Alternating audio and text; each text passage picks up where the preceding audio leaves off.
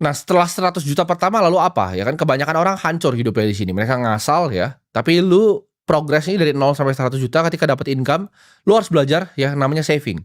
Jadi pengeluaran itu jangan lebih besar dari pendapatan. Jangan kebanyakan gaya, jangan beli baju ya. Dapat 100 juta dan what nih?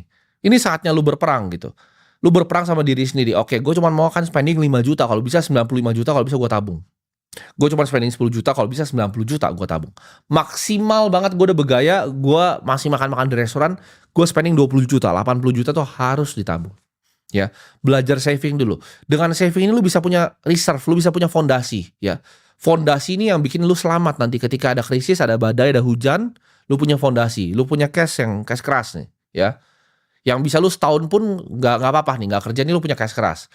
Setelah lu punya cash keras, lu harus bisa berinvestasi. Nah, investasi ini prinsipnya sederhana ya. Lu cari beberapa aset yang lu paham betul. Cukup 3, nggak perlu banyak-banyak. Misalnya Bitcoin, misalnya BCA, misalnya S&P 500. Simple, lu bagi 3 gitu kan. Lu punya fondasinya, lu bagi 3 investasinya, lu punya income, lu taruh ke situ terus, gue yakin lu pasti jadi orang kaya. Ya. Jadi gue pengen orang-orang yang bisa nonton konten gue ini jadi orang-orang kaya gitu. Orang-orang yang nanti mengubah Indonesia. Ini generasi emas Indonesia menurut gue yang nonton ini. Jadi lu fokus gitu kan, lu bikin income yang besar ya, income yang banyak gitu. Cara dari mana? Tadi lu bikin skill building ya, antara bikin software, lu bikin jasa.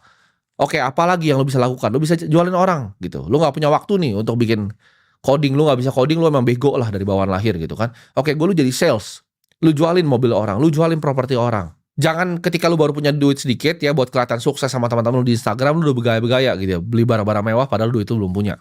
Pakai hasil kerja keras lu ya untuk beli aset ya.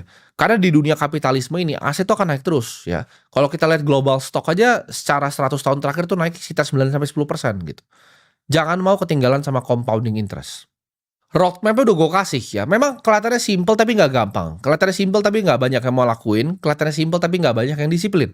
Butuh effort ya untuk bikin software seperti itu. Mungkin lo harus ngunci diri lu di kamar selama 3 bulan, tapi nggak masalah gitu. Gue juga dulu ngunci diri gue di kamar, gue sourcing produk, gue cari ini barang-barang apa yang dari Cina yang bisa gue jualin. Gue akhirnya ketemu sedotan, gue sourcing pabriknya. Itu gue ngurung diri gue gitu loh. Gue belajar investasi, gue belajar semua, gue ngurung diri.